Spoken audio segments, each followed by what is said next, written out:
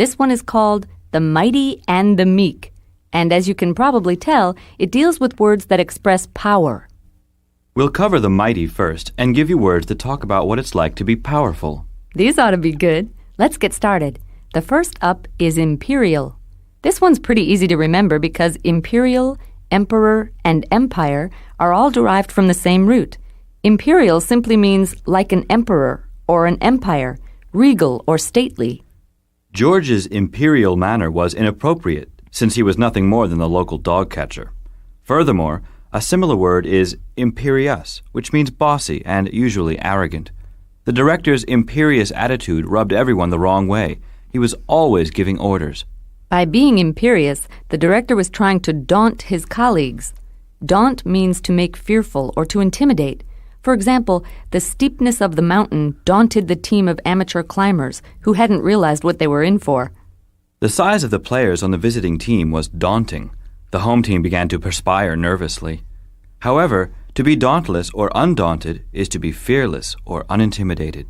For example, the rescue crew was undaunted by the flames and ran into the burning house.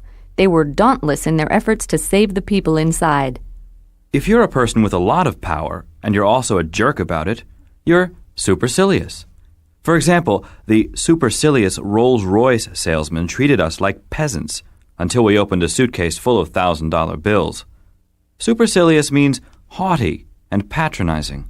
Another example, the newly famous author was so supercilious that he pretended not to recognize members of his old writing class, whom he now believed to be beneath him. Let's take it a notch higher and use a word that means really powerful, autocratic. Technically, autocratic means ruling with absolute authority, but you can also use it to describe someone who is just extremely bossy. The ruthless dictator's autocratic reign ended when the rebels blew up his palace with a few thousand pounds of plastic explosives. Or, a 2-year-old can be very autocratic. He wants what he wants when he wants it. Also, an autocrat, a person who is autocratic, rules over his or her autocracy. A word that is only slightly different from autocrat is demagogue, which means a leader, but in the sense of a rabble-rouser. Autocrats pay little or no attention to the people over whom they rule, whereas demagogues try to manipulate the public to support their aims. Demagogue is never used in a positive way. Often a demagogue is a despot or an evil ruler. The demagogue has been pushed aside by a people's ascendancy, which was fueled by revolution. Ascendancy means supremacy or domination. Small computers, for example, have been in ascendancy for the last few years. Or, the ascendancy of the new government was a great boon for the economy of the tiny tropical kingdom. And, when something is in ascendancy, it is ascendant. When you have power, here are a couple of verbs you can use. Allocate, which means to distribute, to assign, or to allot. For example, the office manager had allocated just 7 paper clips for our entire department. The long car trip had been a big failure, and David, Doug, and Jan spent several hours attempting to allocate the blame. A good manager knows how to allocate responsibility to others, otherwise they'll get bogged down. When a worker has made an error, a manager must be certain to chastise him. Mother chastised us for firing our battle rockets through the living room window. To chastise means to punish or to discipline. Chastising the dog for sleeping in the fireplace never seemed to do any good. The minute we turned our backs, he'd curl up in the ashes again. Chastise. Here now is the quick review of the mighty words, after which you'll hear a monologue by a character who will use the words in context. Here we go. Imperial. Having to do with an emperor, regal or stately. Daunt. To make fearful, to intimidate. Supercilious. Haughty or patronizing. Autocratic. Ruling with absolute authority, extremely bossy. Demagogue. Manipulative leader, a rabble-rouser. Ascendancy. Supremacy or domination. Allocate. To distribute, to assign, or to allot. Chastise. To punish. All right. Here is a speaker who will use the words you've just reviewed. One, lift your head up. Two, throw your shoulders back. Three, stick your chest out. Four, let me hear you shout. Welcome to the U.S. Army. Note this well. This country may be a democracy, but the Army is not. You will have no say in what happens here. This place is run by me and me only. This is an autocracy of the first order. You may dislike the way I manipulate the soldiers, and even call me a demagogue. Fine, I am. I'll tell you right now, I enjoy being the king of this place, and in the 30 years I've served, I think I've earned the right to behave in an imperial manner. I am in control. I am ascendant. But don't let that scare you, get you down. Do not be daunted by the prospect of living and working under my control. If you follow the rules, stay out of trouble, I assure you I shall not chastise you unfairly. Give me no sass, do not talk back, and by all means do not patronize me. I will not tolerate supercilious behavior. Now, there are many chores to be done, so let me begin by allocating the various duties among the lot of you. Den Hut! Now it's time for words that talk about the meek. Servile. This is a great word because it sounds so much like what it means. Cat lovers sometimes say that dogs are too servile. They follow their owners everywhere and slobber all over them at every opportunity. Servile means submissive and subservient, or like a servant. The horrible boss demanded servility from his employees. When he said jump, he expected them to ask how high. It's a good synonym for slavish. If, in your servility, you suck up to the boss a lot, then sycophant is a good word for you. The French class seemed to be full of sycophants. The students were always bringing apples to the teacher and telling her how nice she looked. A sycophant is sycophantic. The exasperated boss finally fired his sycophantic secretary because he couldn't stand being around someone who never disagreed. Here's another word for how to behave around your boss. Deference. To show deference to another person is to place that person's wishes ahead of your own. Deference means submission to another's will, respect or courtesy. Herbie stopped yodeling at the dinner table in deference to his mother's wishes. It sounds like defer. It's virtually the same word. To defer to someone is to show them deference, and to show deference is to be deferential. Steve was being deferential when he allowed Joe to go first. But suppose you refuse to defer to someone's will and then they force you anyway. Then you have capitulated. For example, I urged him to take off his hat. When I threatened to knock his head off, he capitulated. To capitulate is to give in or give up, to surrender. On the 20th day of the strike, the workers capitulated and went back to work without a contract. Those workers were doubtless chagrined by their defeat. Chagrin means humiliation or embarrassed disappointment. Much to my chagrin, I began to giggle during the eulogy at the funeral. Doug was filled with chagrin when he lost the race because he had put his shoes on the wrong feet. There is a definite note of shame in chagrin. If you're feeling powerless, it may contribute to your feeling apprehensive. The apprehensive child clung to his father's leg as the two of them walked into the circus tent to watch the lion tamer. Apprehensive means anxious or worried. Bill, for example, was apprehensive about the exam because he had neglected to go to class for several months. As it turned out, his apprehensions were justified. He couldn't answer a single question on the test. And you'll never get over those fears if you continue to be so diffident. You need greater self-confidence. Diffident and confident are opposites. Mary's stammer, for instance, made her diffident in conversation and shy in groups of strangers. Also, Amos's diffidence led many participants to believe he hadn't been present at the meeting, even though he had. Finally, another word for those of you who give up easily, acquiesce. The pirates asked Pete to walk the plank. He took one look at their swords and then acquiesced. Acquiesce means to comply passively, to assent, to agree. Acquiesce is sometimes used sloppily as a synonym for agree in situations when it isn't really appropriate. For example, it isn't possible to acquiesce noisily, enthusiastically, or eagerly. Don't forget acquiesce has the root of quiet in the middle. By the way, to acquiesce is to exhibit acquiescence. Which brings us up to the end of the list of meek words. Here's a quick review. Servile. Submissive, like a servant. Sycophant. One who sucks up to people with power. Deference. Submissiveness to another's will. Capitulate.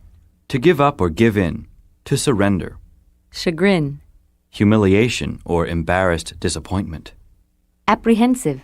Anxious or worried. Diffident. Timid or lacking self-confidence. Acquiesce. To comply passively. To assent. Now we'll present a character who will use all of the above words in context.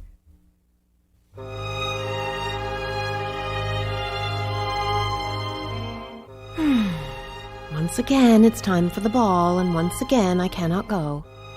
My stepsisters always get preferential treatment, and I must defer to their desires and help them look their best. I argue with them and try to get out of helping them, but they are so cruel and so demanding that eventually I acquiesce. They are such witches that I believe they enjoy watching me give in when I capitulate with almost no fight. It brings me no joy to serve them. It's not in my nature to be so servile.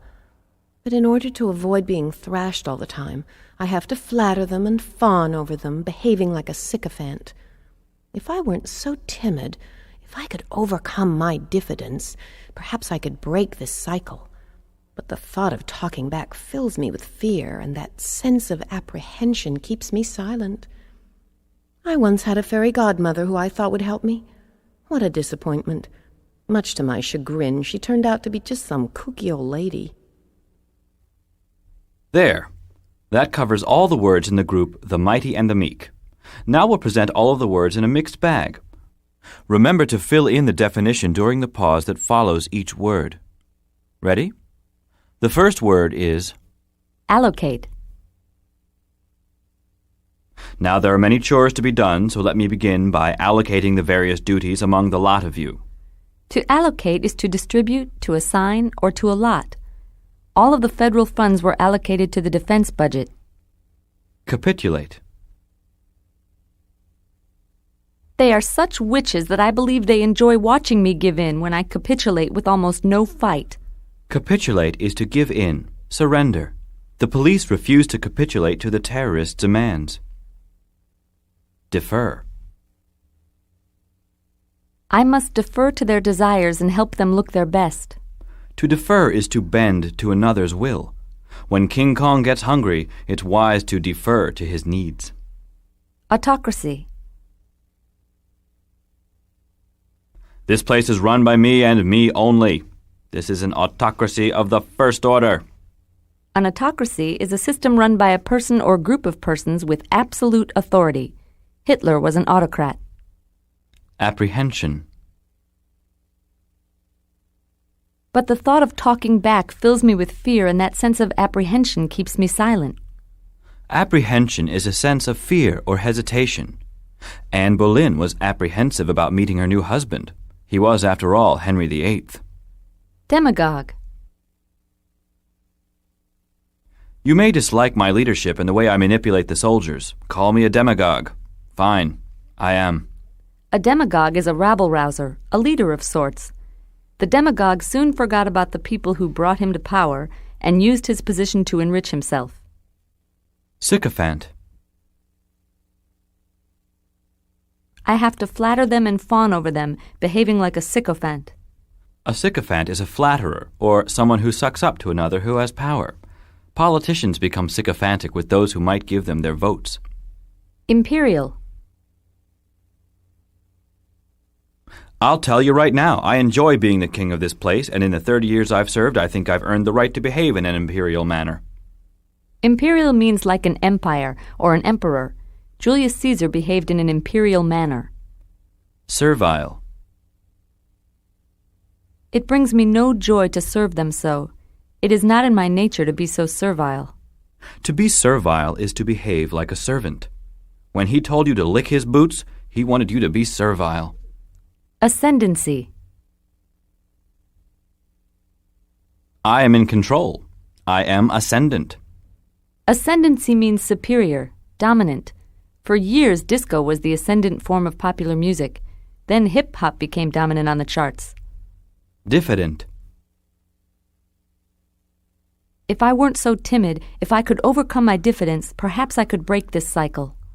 Diffident means shy and unassuming. The ugly duckling's diffidence gave way to confidence and assurance after he grew into a swan. Daunt. But do not fear. Do not be daunted by the prospect of living and working under my control. To daunt is to intimidate or to make fearful. Bullies delight in daunting their victims. It's more than half the fun. Acquiesce. I argue with them, but they are so cruel and so demanding that eventually I acquiesce and help them. To acquiesce is to comply passively, to accept or assent quietly. Fay Ray at first refused King Kong's demand that she marry him, but his size and demeanor convinced her to acquiesce. Chastise. If you follow the rules and give me no reason to discipline you, I assure you I shall not chastise you unfairly. To chastise is to discipline or inflict punishment upon. Gunther the lion tamer often chastises his lions and tigers for trying to eat him alive. Chagrin. I once had a fairy godmother who I thought would help me. What a disappointment! Much to my chagrin, she turned out to be just some kooky old lady. Chagrin is humiliation or embarrassed disappointment. Much to her chagrin, Abby tripped and fell during her first entrance on the stage. Supercilious. Give me no sass, do not talk back, and by all means do not patronize me. I will not tolerate supercilious behavior. Supercilious behavior is snotty or patronizing. The bank teller became supercilious when she saw that Mr. Vanderbilt had a mere $17 in his savings account. And that, as they say, is that. Be sure to solidify your power over the mighty and the meek by checking out the spellings of the words, thinking of some mnemonics, and trying some sentences of your own. In the meantime, it's on to the next group of words.